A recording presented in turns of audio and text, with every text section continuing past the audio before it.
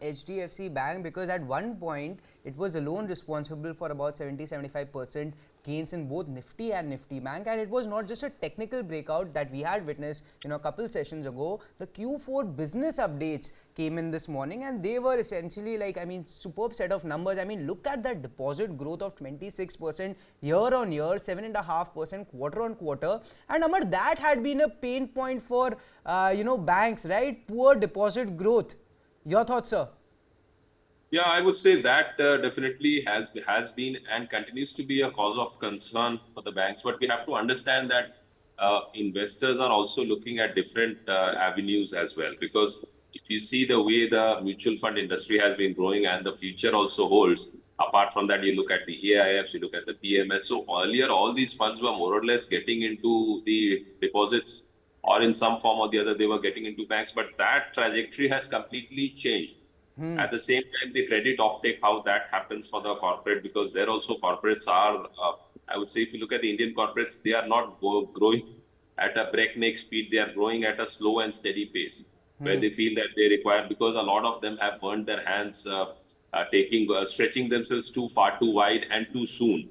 So these are some learnings which corporates of India, apart from, I would say, the large corporates, medium or small, they've all learned through the hard way.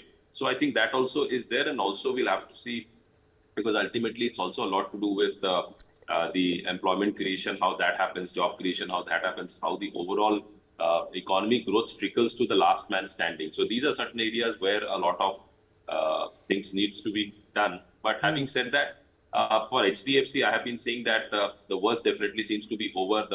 The low that the stock had made, that is a very strong support zone. So that was around, if you look at the low, that was around 1350 odd levels. If you look at the upside, 1550, 1560, that's a zone of resistance for HDFC Bank, where you could witness some profit booking. But the stock still is in a no man's land. It's more generally a trendless stock, so it's more of a trend play in this particular stock.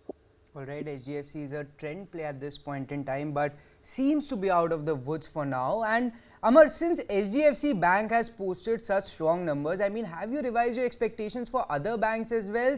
Which banks do you prefer, among this large cohort of private banks? So if you look at a large cohort of banks, I would say Axis Bank is one which is quite positive even on the long-term charts. But again, in most of the banking stocks, post the rally in some of these stocks, because if you look at ICICI Bank also had a decent rally. But again, it has gone in for consolidation. So now most of the large cap and these banks, I would say the bellwether banks or the leaders, they are showing signs of fatigue.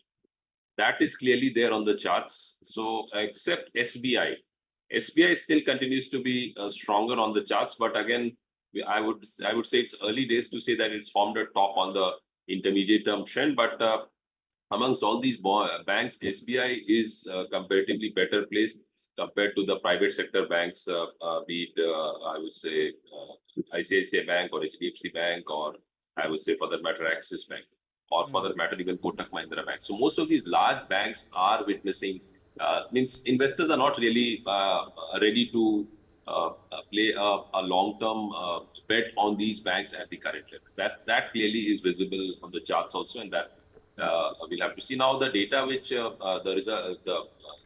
the business data that has come out from HDFC Bank, we'll have to see how this, because it has to set a pattern, because it has to set a momentum. It can't be a one day surprise. It has to be whether it's a regular thing or whether it's just a one-off case. So we'll have to watch out for that as well.